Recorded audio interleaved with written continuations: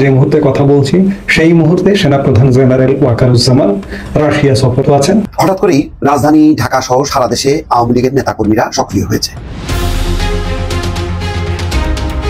এদিকে সেনাপ্রধান রাশিয়া গিয়ে গভীর চক্রান্ত করেন। শেখ হাসিনাকে দেশে ফেরানোর অনুমতি নিয়ে বাংলাদেশে আসবেন। সারা দেশে আওয়ামী লীগ কর্মী তাণ্ডব করছে। সেনাপ্রধানের এই পদক্ষেপে সারা বিশ্ব অবাক হয়েছে।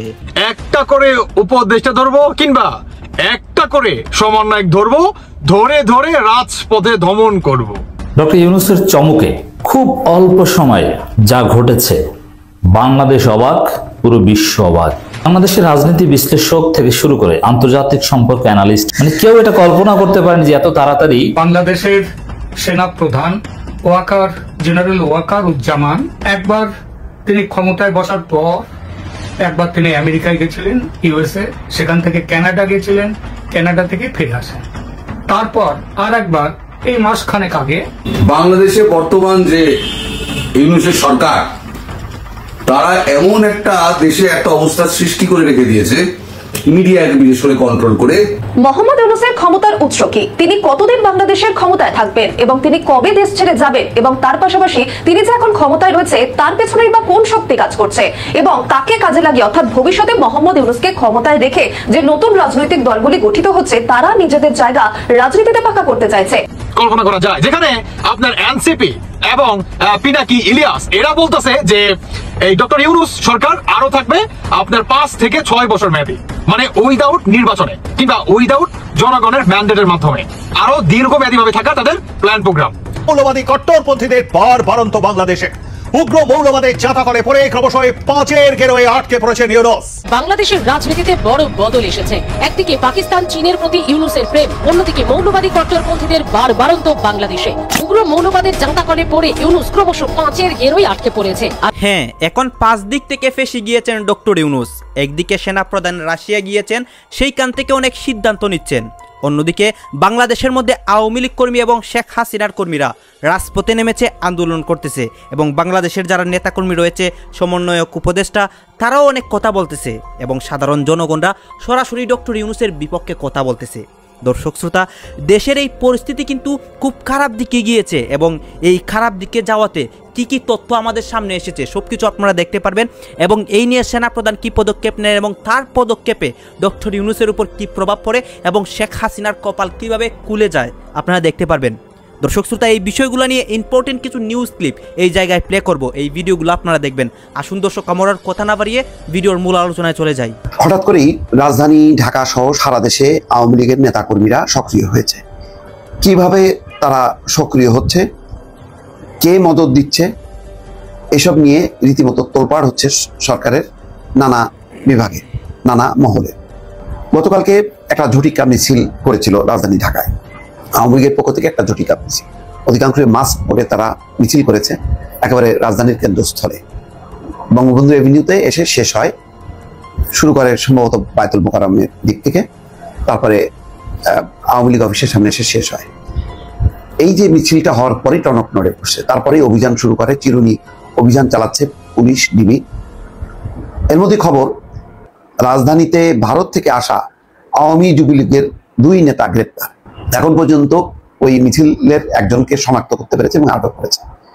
সরকার ধারণা করছে যে বাংলাদেশের চারপাশে নেপাল, ভারত, বিশেষত ভারত, সেখানে পালিয়ে থাকা, লুকিয়ে থাকা সেই নেতারা আস্তে আস্তে আসা শুরু করেছে। তারা ভাবছে যে নানা কারণে এখন সরকারের মনোযোগ অন্যদিকে, এবং সরকার ব্যতিব্যস্ত তার নিজের ঘর সামলাতে, এবং আওয়ামী লীগবিহীন যে রাজনৈতিক অবস্থায় বিএনপির ভেতরে যে কোন্দল, বিএনপির সাথে জামাতের, বিএনপির সাথে নতুন নবগঠিত এনসিপি, তাদের যে সংঘাত, এতে আওয়ামী লীগ এবং যুবলীগ একটা ঠাঁই পাওয়ার একটা পরিস্থিতি তৈরি হয়েছে। অর্থাৎ আওয়ামী লীগের দিকে আর নজর নেই। এখন আওয়ামী লীগ যদি সংগঠিত হয়, সামনে নির্বাচন, এবং সেই নির্বাচনে যদি তারা অংশ নিতে পারে, তাহলে তারা মনে করছে যে খুব দ্রুতই একটা পরিস্থিতি তৈরি হবে, এবং আওয়ামী লীগের বাস্তবতাকে আন্তর্জাতিক মহল উপেক্ষা করতে পারবে না। যদি আওয়ামী লীগ সেই শোডাউনটা করতে পারে, তাহলে আওয়ামী লীগকে ঘিরে আওয়ামী লীগও যাতে নির্বাচনে অংশ নিতে পারে সেই দাবিটা ভারত থেকে শুরু করে আন্তর্জাতিক মহল উপস্থাপন করবে এবং সরকারের উপর চাপ তৈরি করবে। সেই কারণেই হঠাৎ করে আওয়ামী লীগ রাজধানীতে সক্রিয় হয়েছে। এখন সরকার ধারণা করছে যে বিদেশে পালিয়ে থাকা আওয়ামী লীগ, যাদের বিদেশে লম্বা সময় থাকার মতন কোনো বৈধ কাগজপত্র নেই, সেই সব নেতাকর্মীরা, তাদের কেউ 3 মাস 6 মাস তারা সেখানে অবস্থান করেছে, এখন তাদের ভিসার মেয়াদ শেষ হয়ে যাচ্ছে, এখন তারা আস্তে আস্তে বাংলাদেশে ঢুকতে শুরু করেছে। ঢুকে তারা একটা রাজনৈতিক অবস্থান নেওয়ার চেষ্টা করছে, যে যার অবস্থান থেকে তারা প্রথম দিকে যে হতবিহ্বল অবস্থা ছিল, ভীত সন্তুষ্ট অবস্থা ছিল, সেই অবস্থা কাটিয়ে তারা আইন কানুনের ফাঁক করে, এবং অনেকেই দেখছে যে ইতিমধ্যে একটা করে উপদেষ্টা ধরে ধরে কি ওইটাই যেটা ভাবছেন সেটাই, একটা করে উপদেষ্টা ধরবো কিংবা একটা করে সমন্বয়ক ধরবো, ধরে ধরে রাজপথে দমন করব। আমি আসলে সেই ল্যাঙ্গুয়েজটা ব্যবহার করলাম না যেটা আপনার বিএনপি করছে। বিএনপি আপনার ডিসেম্বরের ভিতরেই নির্বাচন চাচ্ছে, তবে এখানে একটা টুইস্ট আছে। টুইস্টটা হচ্ছে এই যে বিএনপি যে আপনার ডিসেম্বরের ভিতরেই নির্বাচন চাচ্ছে, এটা কি শুধু বিএনপি একা চাচ্ছে? না রে ভাই, বিএনপির সাথে আরো একটা বড় দল যোগ দিছে, আপনি জানলে অবাক হয়ে যাবেন। সেটি হচ্ছে জামায়াত ইসলাম এবং আপনার হেফাজত। এই দুইটা কল্পনা করা যায়, জামায়াত ইসলাম এবং হেফাজত আপনার বিএনপির সাথে তারা সহমত জানাইছে। গতকালকে আপনার হেফাজতের সাথে বিএনপির একটা বৈঠক হয়, সেখানে বিএনপির আর হেফাজতের সহমত ছিল যে ডিসেম্বরের ভিতরেই নির্বাচনের কাজ শেষ করতে হবে। এই অন্তর্বর্তীকালে সরকারকে আর এক খণ্ড আমরা থাকতে দিব না। কল্পনা করা যায়, যেখানে আপনার এনসিপি এবং পিনাকি ইলিয়াস এরা বলতেছে যে এই ডক্টর ইউনূস সরকার আরো থাকবে আপনার 5 থেকে 6 বছর মেয়াদী, মানে উইদাউট নির্বাচনে কিংবা উইদাউট জনগণের ম্যান্ডেটের মাধ্যমে আরো দীর্ঘমেয়াদী ভাবে থাকার তাদের প্ল্যান প্রোগ্রাম। আর উল্টো দিকে বিএনপি জামায়াত তারা এক। তাহলে বিরোধী পার্টি কারা? মানে আপনার বিএনপি আর জামায়াতের বিরোধী পার্টি বর্তমানে কারা হলো? বিরোধী পার্টি হচ্ছে আপনার বিপিনুরের পার্টি আর হচ্ছে এনসিপি। এখন আপনার বিএনপির যে ঘোষণা এবং কি বলে জামায়াত ইসলাম, তারপর হচ্ছে আপনার হেফাজত ইসলাম, মানে এদের বক্তব্য হচ্ছে ডিসেম্বরের ভিতরে আপনার অন্তর্বর্তীকালে সরকার যদি নির্বাচনের এই কাজটা যদি তারা স্বয়ং সম্পূর্ণভাবে জনগণের মাধ্যমে না করে, তাহলে আমরা রাজপথে নামবো। অন্যদিকে এনসিপি এবং এই আপনার কি বলে বিপিনুরের যে পার্টি আছে, তারা কি আপনার ডক্টর ইউনূসের হয়ে রাজপথে নামবে? বিশেষ করে আপনার বিপিনুরের পার্টি, তারা কি ডক্টর ইউনূসের হয়ে জামায়াতের ইসলামের, তারপর হচ্ছে আপনার বিএনপির এগেইনস্টে তারা কি রাজপথে নামবে? সবচেয়ে মজার বিষয় হচ্ছে ভাই, বিপিনুরের পার্টি এখানে কতটুকু রাজপথে তাদের ভূমিকা দেখা যাবে কিনা সেটা আসলে বলা খুবই দায়। তবে যদি দেখা যায়, মানে যদি আপনার বিপিনুরের পার্টি তারা যদি রাজপথে নামে, আমার মনে হয় চরম একটা সংঘর্ষ হবে ভাই, চরম একটা সংঘর্ষ। কাদের সাথে? বিএনপি ভার্সেস আপনার বিপিনুরের পার্টি। শুধু যে মনে করেন বিএনপি ভার্সেস বিপি পার্টি না রে ভাই, আপনার বিএনপি আর হচ্ছে জামায়াত ইসলাম আর হচ্ছে হেফাজত ইসলাম, এরা একত্র হবে। আর উল্টো দিকে থাকবে আপনার এনসিপি পার্টি আর থাকবে হচ্ছে বিপিনুরের দল। কতটুকু খেলা জমবে কল্পনা করা যায়? আপনার এই পিনাকি ইলিয়াস, মানে এদের বক্তব্য যে এই সরকারকে আরো 4 থেকে 5 বছর রাখবো, যদি কারো ক্ষমতা থাকে তবে আটকায়া দেখাও। যখন নাকি তারা এই ধরনের বক্তব্য, উল্টো দিকে আমি আপনাদের একটা ভিডিও দেখাইছিলাম তাই না, আপনার মির্জা আব্বাসকে যে পরিমাণ গালাগালি করছিল এবং উচিত একটা জবাবও কিন্তু তিনি দিয়ে দিছে। এবং সেই বক্তব্যকে কেন্দ্র করে বিএনপির বর্তমান সেই লেভেলের ডক্টর ইউনূসের এগেইনস্টে ভূমিকা, সেই লেভেলের ডক্টর ইউনূসকে চরম ভাবে আপনার ধুলাই দিতে চায়, চরম ভাবে। এই ডিসেম্বরের ভিতরে যদি আপনার নির্বাচনের কাজ শেষ না করে, সংস্কার কাজ যতটুকু শেষ করছে মোর দেন এনাফ, বাকি সংস্কার করবে একটা জনগণের নির্বাচিত সরকার। এই অন্তর্বর্তী সরকারের অধীনে আর কোনো সংস্কার হবে না, তারা আর একদিনও যাতে না থাকতে পারে। আপনার বিএনপি এবং হেফাজত ইসলাম তারা মনে করে যে এই অন্তর্বর্তীকালে সরকার তারা যদি আর একটা দিন থাকে, এই একটা দিনই হবে বাংলাদেশের জন্য কালময় দিন। কারণ প্রতিনিয়ত বহির্বিশ্বে থেকে বাংলাদেশের উপরে যে পরিমাণ নিষেধাজ্ঞা, যে পরিমাণ আপনার এই যে বিজনেসের ক্ষেত্রে আপনার কি বলে গার্মেন্টস ফ্যাক্টরিতে যে পরিমাণ আপনার ব্যাড ট্যাক্স বাড়াই দিচ্ছে রে ভাই, বাংলাদেশ কয়েকদিন পরে আপনার রাস্তায় নেমে যাবে, রাস্তায় পেলা নিয়ে রাস্তায় নামতে হবে। এই রাস্তায় যাতে না নামতে হয়, এটার এগেইনস্টেই বর্তমান আপনার বিএনপি আর হচ্ছে হেফাজত ইসলাম একত্র হয়ে রাজপথে নামার ঘোষণা। এই ডক্টর ইউনূস উপদেষ্টা সমন্বয়ক যে বাজার আছে, একটা করে সমন্বয়ক ধরবো, একটা করে উপদেষ্টা ধরবো, ধরে ধরে কি ফিনিশ করবো, যেটা বললাম আমি মুখে আনলাম না ভাই, এগুলো আসলে ইউটিউবের ভিতরে মুখে আনা যায় না, অনেক আসলে প্রবলেম হয়, ঠিক আছে, যে কারণে। তো যাই হোক, খেলা বর্তমান জমে ক্ষীর। আপনার বিএনপি, তারপরে হেফাজত ইসলাম, আর অপোজিট সাইডে হচ্ছে আপনার জাতীয় কি বলে ওই নাগরিক পার্টি, আর ওই যে সমন্বয়ক, আর আপনার বিভিন্ন যে বাজার আছে, দুই গ্রুপ আর হচ্ছে দুই গ্রুপ, খেলা জমবে। আমার মনে হয় কি ভাই, হেফাজত ইসলাম যদি নাও নামে আপনার বিএনপির সাথে, কিংবা বিএনপি যদি নামে, এদের খুঁজে পাওয়া যাবে না রাজপথে। আর যদি বিভিন্ন দল সংঘর্ষে লিপ্ত হয়ে যায় আপনার বিএনপির সাথে, তাহলে খবর আছে বিভিন্ন। সেনাবাহিনী এখন কি করছে এই প্রসঙ্গটি নিয়ে এক কথায় যদি উত্তর দেই, সেনাবাহিনী এখন কি করছে? সেনাবাহিনী স্বাভাবিক যে কর্ম করার, তাদের নিজেদের যে কর্ম করার, সেই নিজেদের রুটিন কর্মই করছে। সেনাবাহিনী দেশের বিরুদ্ধে কোনো ষড়যন্ত্র করছে না, বা সেনাবাহিনী ক্ষমতা নেবার ষড়যন্ত্র করছে না, সেনাবাহিনী অভ্যন্তরে অভ্যুত্থান পরিকল্পনা করছে না, কিচ্ছু করছে না। এই মুহূর্তে আমরা যে মুহূর্তে কথা বলছি, সেই মুহূর্তে সেনাপ্রধান জেনারেল ওয়াকারুজ্জামান রাশিয়া সফররত আছেন। 6 তারিখ ভোরবেলা তিনি রাশিয়ার উদ্দেশ্যে রওনা দিয়েছেন এবং 12 তারিখ তিনি দেশে ফিরবেন, অর্থাৎ 1 সপ্তাহের জন্য তিনি বাহিরে আছেন। এবং তার যে বাহিনী, তার নেতৃত্বের যে বাহিনী, সেই বাহিনী স্বাভাবিক কাজকর্ম করছে। আজকে প্রশ্ন আসছে যে সেনাবাহিনী এখন কি করছে, এটি কেন? ঠিক কদিন আগেও একটা উত্তপ্ত পরিস্থিতির উদ্ভব হয়েছিল রোজার মাসে, ঈদের কদিন আগে, যে সেনাবাহিনী আসলে কি করবে। এবং এই পরিস্থিতিটা এমনই ঘটানো হয়েছিল, এই যে বর্তমান যে সরকার, এই সরকারের ভেতরে উপদেষ্টা পর্যন্ত, একজন উপদেষ্টা আসিফ মাহমুদ, সজীব ভুইয়া পর্যন্ত সেনা প্রধানকে নিয়ে বিতর্কিত কথা বলেছিলেন। অনেক কথা আড়ালে, রাষ্ট্রের প্রয়োজনে আড়ালে হয়, অনেক গোপনীয়তা রক্ষা করতে হয়। আসিফ মাহমুদ, সজীব ভুইয়া গোপনীয়তার শপথ নিয়েও সেই শপথ ভঙ্গ করে বলে দিয়েছেন যে সেনাপ্রধান মোহাম্মদ ইউনূসকে সরকার প্রধান হিসেবে চাননি। এটি একটি শপথ ভঙ্গ।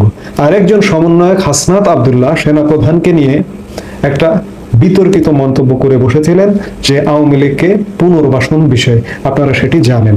সেই সময়টিতে দেশে একটা বেশ উত্তপ্ত পরিস্থিতির উদ্ভব হয়েছিল এবং কোনো কোনো মহল থেকে সেনাবাহিনীকে আরো উত্তপ্ত করবার মতো পরিবেশ তৈরি হয়েছিল এবং কেউ কেউ ধারণা করছিল, বলাবলি করছিল, আলাপ আলোচনা করছিল যে সরকার পরিবর্তন হয়ে যাবে এবং সেনাবাহিনী ক্ষমতা নেবে। কিন্তু সকল আলোচনা, সকল জল্পনা কল্পনাকে উড়িয়ে দিয়ে সেনাবাহিনী কিন্তু সেই সময়ও ক্ষমতায় নেয়নি। দেশের মানুষও কিন্তু প্রত্যাশিত ছিল দেশের মানুষের কাছে যে সেনাবাহিনী ক্ষমতা নিয়ে নেবে এবার, কিন্তু সেনাবাহিনী ক্ষমতা নেয়নি। সেনাপ্রধান জেনারেল ওয়াকারুজ্জামান দ্বিতীয়বারের মতো নির্মোহ পরিচয় দিলেন। সাধারণত আমাদের মতো এসব দেশে, তৃতীয় বিশ্বের এই যে অনুন্নত দেশগুলোতে কি ঘটে, এরকম নির্মোহ সেনাপ্রধান পাওয়া কিন্তু চারটিখানি কথা নয়। এই যে আমি নির্মোহ কেন বলছি, আমি জেনারেল ওয়াকারুজ্জামানের কেন প্রশংসা করি, 5 আগস্ট সময়ে যে পরিস্থিতিটি ঘটেছিল, পরিস্থিতি সেনাবাহিনী তৈরি করেনি, পরিস্থিতি দেশের রাজনৈতিক কিংবা আরো কিছু এলিমেন্ট মিলিয়ে একটা পরিস্থিতি তৈরি করেছিল।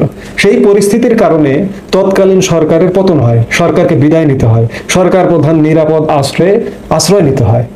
সেনাবাহিনী সেই সময় যদি চাইতো, নিজে দেশে সামরিক শাসন জারি করতে পারত, কিংবা জেনারেল ওয়াকারুজ্জামান প্রধান সামরিক আইন প্রশাসক হিসেবে নিজেকে ঘোষণা করতে পারতেন। আমরা অতীতে যেমনটা দেখেছি জিয়াউর রহমান কিংবা হুসেইন মোহাম্মদ এরশাদের ক্ষেত্রে, সেই জায়গা থেকে জেনারেল ওয়াকারুজ্জামান নির্মোহ প্রথম পরিচয় দিয়েছেন 5 আগস্ট সময়কালে, দ্বিতীয় পরিচয় দিলেন এই রোজার মধ্যভাগে। এই সেনাবাহিনীকে নিয়ে যেভাবে বিতর্কিত কর্মকাণ্ড করা হলো, বিতর্কিত মন্তব্য করা হলো, একজন তো রীতিমতো ক্যান্টনমেন্ট উড়িয়ে দেবার হুমকি দিয়েছিলেন 5 আগস্ট সময়কালে। তারপরেও আজকে খোলা আকাশে, খোলা বাতাসে ঘুরে বেড়াচ্ছেন, কিছুই হয়নি। সেনাবাহিনী যথেষ্ট সহ্যের পরিচয় দিয়ে যাচ্ছে একের পর এক। সম্প্রতি যে উত্তপ্ত পরিস্থিতি তৈরি হলো, তখন সেনাবাহিনীর মধ্যে সত্যিকার অর্থে, আমি এর আগের বক্তব্য বলেছি, সৈনিক থেকে শুরু করে একদম টপ লেভেলের কর্মকর্তা, সেনাপ্রধানের পরের অবস্থান লেফটেন্যান্ট জেনারেল পর্যন্ত, তারা কিন্তু ক্ষুব্ধ হয়েছিল। তাদের মধ্যে এই ধারণাটা যে আমরা দেশের জন্য যথেষ্ট করছি, আমরা সরকারকে সহযোগিতা করছি, আমরা আইন শৃঙ্খলা নিয়ন্ত্রণে সহযোগিতা করছি। অনেকে বলবেন সেনাবাহিনী মাঠে আছে তবুও আইন শৃঙ্খলা নিয়ন্ত্রণে নেই। আইন শৃঙ্খলা নিয়ন্ত্রণ করা তো আসলে সেনাবাহিনীর কাজ নয়। সেনাবাহিনী 10 জনকে গ্রেপ্তার করতে পারে, কিন্তু গ্রেপ্তার করে সেনাবাহিনী তো তার বিচারে, তদন্তে কিংবা তাকে আদালতে নিয়ে যাওয়া, এই কাজটি তো করবে না। সেনাবাহিনী গ্রেপ্তার করে কাকে হস্তান্তর করে? থানাকে। থানা যদি সেটাকে মিসম্যানেজমেন্ট করে, মিস মামলা করে কাউকে যদি ছেড়ে দেয়, কাউকে যদি আদালতে পাঠায়, সেটি তো থানার ব্যাপার। এই দায়টা কিন্তু সেনাবাহিনীর নয়। তো সেই জায়গা থেকে সেনাবাহিনী এখন পর্যন্ত যথেষ্ট উজ্জ্বল ভূমিকা পালন করে যাচ্ছে, এই সরকারকে এখন পর্যন্ত সহযোগিতা করে যাচ্ছে, এবং সেনাবাহিনীর কোনো ধরনের কোনো উচ্চাভিলাষ এখন পর্যন্ত পরিলক্ষিত হয়নি। যদিও সংক্ষুব্ধ ছিলেন, এখনো আছেন সৈনিক থেকে উচ্চ পর্যায়ের কর্মকর্তা পর্যন্ত, কিন্তু তারপরেও একটা সামরিক শাসন আসেনি কিংবা ইউনূস সরকারের পরিবর্তন হয়নি। সেনাবাহিনীর একান্ত যেটি চাওয়া যে এই সরকারটির আপনারা তো দেখলেন এখানে কি কথা হচ্ছে। অনেকেই কিন্তু অনেক কথা বলতেছে, অনেকে আলোচনা করতেছে, অনেকে সমালোচনা করতেছে দেশের বিভিন্ন অবস্থা এবং দেশের বিভিন্ন পরিস্থিতি নিয়ে। এইসব বিষয় নিয়ে কিন্তু সবাই সবার মন্তব্য প্রকাশ করে, এবং তাদের মন্তব্য দেখে কিন্তু আমরা বুঝতে পারি যে দেশের রাজনৈতিক প্রেক্ষাপট মানে বর্তমান প্রেক্ষাপট। গাইজ, বিশেষ করে কিন্তু সেনাপ্রধানকে নিয়ে বেশি কথা হচ্ছে, এবং দেশের রাজনৈতিক প্রেক্ষাপট যে আওয়ামী লীগ কর্মীরা বিভিন্ন সময় তারা মানে সক্রিয় হয়ে উঠে রাজপথে নামে অনেক কিছু করে, এবং তাদের এই বিষয়গুলো নিয়ে অনেক কথার মাধ্যমে কিন্তু অনেককে আবার বিভ্রান্তির মুখে ফেলে। দর্শক শ্রোতা, সেই কথাগুলো শুনে আপনারা বিভ্রান্তির মুখে পড়বেন না। আবার অনেকে নিউজ মানে লিগাল নিউজ দিয়ে আমাদের দেশের আপডেট নিউজগুলো সবার সামনে প্রকাশ করে, তাদেরও কিছু বক্তব্য এখানে দেখেছি। দর্শক শ্রোতা, এতক্ষণ আপনাদেরকে যা কিছু দেখিয়েছি সব কিছু কিন্তু আমরা সোশ্যাল মিডিয়া থেকে সংগ্রহ করেছি। এখানে আমাদের নিজস্ব কোনো মন্তব্য নেই বা নিজস্ব কোনো সিদ্ধান্ত নেই। এইসব দেখে আপনাদের মন্তব্য অবশ্যই আপনারা কমেন্ট বক্সে লিখে যাবেন, এবং আপনাদের কাছে আমাদের একটা রিকোয়েস্ট থাকবে, আপনারা যদি আমাদের চ্যানেলে নতুন দর্শক হয়ে থাকেন চ্যানেলটি সাবস্ক্রাইব করবেন এবং পাশে থাকা বেল বাটনটি বাজাবেন, যাতে করে নেক্সট ভিডিওটা সবার আগে আপনাদের কাছে পৌঁছায়। ধন্যবাদ।